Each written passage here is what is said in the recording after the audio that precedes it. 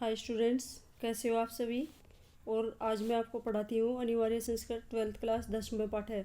और ये Panchsheel Siddhanta most important lesson है वही है। और मैं अभी समय की कमी के कारण इम्पोर्टेंट ही करा रही हूँ।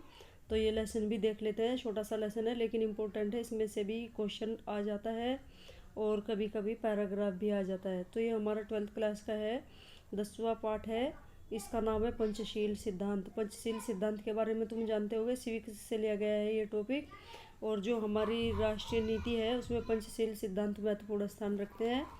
देखिए भाई, पंचशील सिद्धांत क्या है, पढ़ते हैं। पंचशील सिद्धांत, चलिए शुरू करते हैं। पंचशील मिति शिष्टाचार विषय का सिद्धांत। पंचशील ये इति मीन्स ये पंचशील पंचशील सिद्धांत शिष्टाचार विषय के सिद्धांत है। पंचशील मिति शिष्टाचार विषय का सिद्धांत। पंचशील शिष्टाचार विषयक सिद्धांत है। महात्मा गौतम बुद्ध एतान पंचमपि सिद्धांतान पंचशील मिति नामना स्वशिष्यान् शास्ति सम।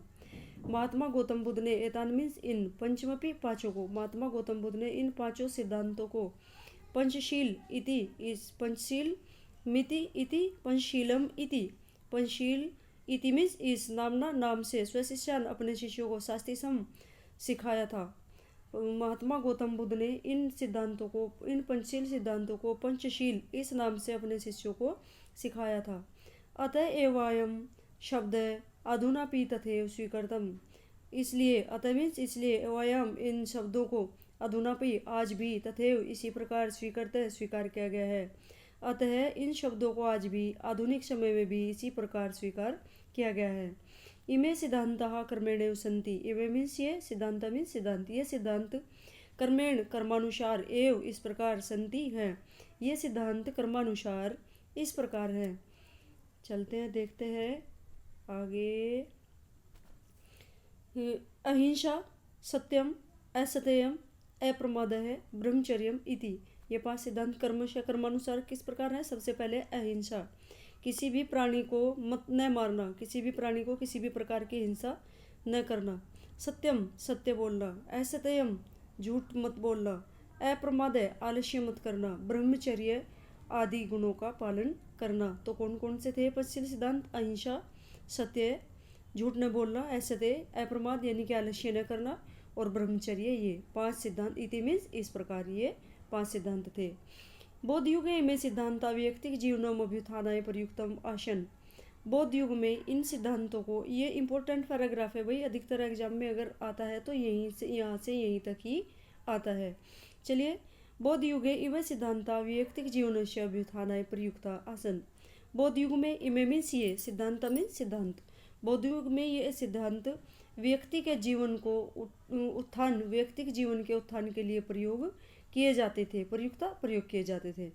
बौद्ध युग में ये सिद्धांत व्यक्तिक जीवन को उत्थान के लिए या ऊपर उठाने के लिए प्रयोग किए जाते थे। परमध्य में सिद्धांता राष्ट्राणां परस्पर मैत्री सहयोग कारणानि विश्व बंधुत्वस्य विश्व शांतेस्य साधनानि सन्ति। परमध्यम, परम मीन्स लेकिन, अध्यम मीन्स आज। परमध्यम, परम, लेकिन, अध्यम मीन्स आज, लेकिन आज। इमे मीन्स ये सिद्धांत, लेकिन आज ये सिद्धांत देशों के, दो या दो से अधिक राष्ट्र देशों के परस्पर मैत्री सहयोग करना नहीं, परस्पर मीन्स आपस में, मैत्री मित्रता और सहयोग के कारण विश्व बंधुत्व, विश्व शांति के साधन बने हुए हैं।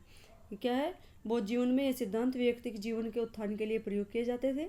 परमध्य में सिद्धांता राष्ट्राणां परस्पर मैत्री सहयोग कारणानि विश्व बंधुत्वस्य विश्व शांतेस्य साधनानि सन्ति। लेकिन आज ये सिद्धांत देशों के आपसी मित्रता सहयोग के कारण विश्व बंधुत्व तथा विश्व शांति के साधन बने हुए हैं। राष्ट्रनायकस्य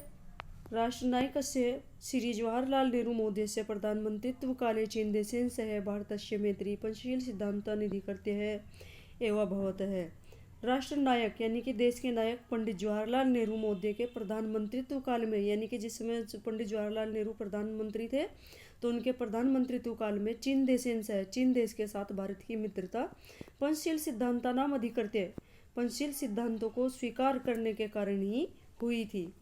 यतो ही उभावपि देशो बौद्ध धर्म में निष्ठावंतो, यतो क्योंकि ही ये, उभावपि दोनों, क्योंकि ये दोनों ही देश बौद्ध धर्म में आस्था रखते थे। बौद्ध धर्म में निष्ठावंतो बौद्ध धर्म में आस्था रखते थे, क्योंकि ये दोनों ही देश बौद्ध धर्म में आस्था रखते थे। क्या बताया गया इसमें? राष्ट्रनायक पंडित जवाहरलाल मोदी के प्रधानमंत्रित्व के समय चीन देश के साथ भारत की मित्रता पंचशील के सिद्धांतों के कारण ही की गई थी, और क्योंकि ये दोनों ही देश उस समय बौद्ध धर्म में आस्था रखते थे। आधुनिक जगती पंचशील मिति सिद्धांता नवीनम राजनीतिक स्वरूपम गृहीतवंत है। आधुनिक मीन्स अब इस समय में, वर्तमान समय में संसार में पंचशील सिद्धांतों को नवीन राजनीतिक रूप में गृहीतवंत है, स्वीकार किया गया है। आधुनिक संसार में पंचशील नाम के सिद्धांतों को नवीन राजनीतिक स्वरूप में ग्रहण किया गया है। स एवं च व्यवस्थिता, इनकी व्यवस्था इस प्रकार की गई है। देखिए, पंचशील सिद्धांत अब जो नवीन राजनीतिक रूप में ग्रहण किए गए हैं उनका स्वरूप क्या है? एवं च सुव्यवस्थिता, उनकी व्यवस्था इस प्रकार है। आते हैं कौन कौन से सिद्धांत है। किमपि राष्ट्रम कस्यान्यस्य राष्ट्रस्य आंतरिकेषु विशेषु कीदृशीमपि व्याघातं न करिष्यति। पहला क्या है? कोई भी देश, किमपि कोई भी, राष्ट्र मीन्स देश, कोई भी देश, कस्यान्यस्य किसी दूसरे, कस्य मीन्स किसी, अन्य से मीन्स दूसरे, कोई भी देश किसी दूसरे देश के आंतरिक मामलों में, आंतरिक विषयों में किसी प्रकार का हस्तक्षेप नहीं करेगा। कोई भी देश किसी अन्य देश के आंतरिक विषयों में किसी प्रकार का, कीदृशमपि किसी प्रकार का हस्तक्षेप नहीं करेगा। यानी कि जो किसी देश के आंतरिक मामले हैं, जैसा कि हमारे यहीं अभी किसान आंदोलन हुआ था, ये हमारा आंतरिक मामला था, तो इसमें किसी देश को हस्तक्षेप करने का अधिकार नहीं था। तो पहला जो सिद्धांत है हमारा क्या कहता है कि कोई भी देश किसी भी अन्य दूसरे देश के आंतरिक विषयों में किसी प्रकार का हस्तक्षेप नहीं करेगा। दूसरा सिद्धांत है हमारा प्रत्येक राष्ट्रम परस्परम प्रभुसत्ता प्रादेशिकी अखंडता से सम्मानिष्यति। प्रत्येक राष्ट्रम, प्रत्येक देश परस्पर आपस में एक दूसरे की प्रभुसत्ता और प्रादेशिकी अखंडता का सम्मान करेगा। क्या है दूसरा? प्रत्येक देश आपस में, परस्पर मीन्स आपस में, एक दूसरे की संप्रभुता और प्रादेशिकी अखंडता का सम्मान करेगा। दूसरा है प्रत्येक राष्ट्रम परस्परम समानताम व्यवहरिष्यति। प्रत्येक राष्ट्रम, प्रत्येक देश परस्परम आपस में समानता का व्यवहरिष्यति, व्यवहार करेंगे। प्रत्येक देश आपस में एक दूसरे के साथ समानता का व्यवहार करेंगे।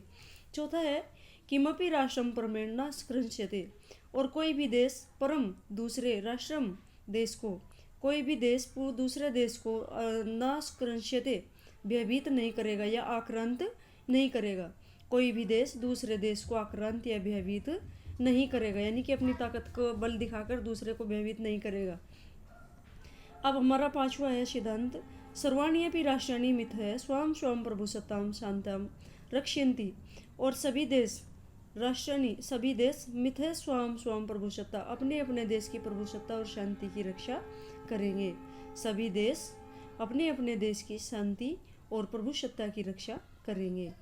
विश्वस्य यानी राष्ट्राणि शांति विशन्ति तानि मान्यमांगीकृत्य परस्पर सार्धम स्वमित्रं दृढ़ीकुर्वन्ति।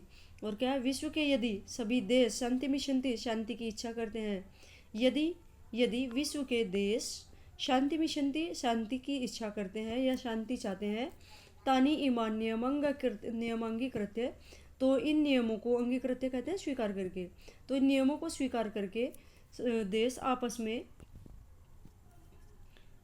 इन नियमों को स्वीकार करके देश आपस में मित्रता को मजबूत करेंगे। यदि कोई भी, विश्व का कोई भी देश शांति की इच्छा करता है तो वो इन नियमों को स्वीकार करके आपस में एक दूसरे के साथ मित्रता के भाव को मजबूत करेंगे। तो ये लेसन हमारा यहाँ कंप्लीट होता है भाई, और ये मोस्ट इम्पोर्टेंट चैप्टर है, इसको ढंग से पढ़ना है। लेसन छोटा ही है लेकिन इम्पोर्टेंट है, और 5 सिद्धांत इसमें दिए गए हैं जो हमारे सिविक्स के टॉपिक से लिए गए हैं। और वही लेसन को पढ़ेंगे और वही वीडियो को लाइक करेंगे, कमेंट करेंगे और सब्सक्राइब करेंगे, क्योंकि ऐसा करने से हमें मोटिवेशन मिलता है और हम तुम्हारे लिए अच्छे तरीके से और अच्छे अच्छे टॉपिक लेकर आएंगे, जिससे तुम्हारी एग्ज़ाम में हेल्प हो सके और तुम अच्छे से अच्छे नंबर से उत्तीर्ण हो सको। धन्यवाद।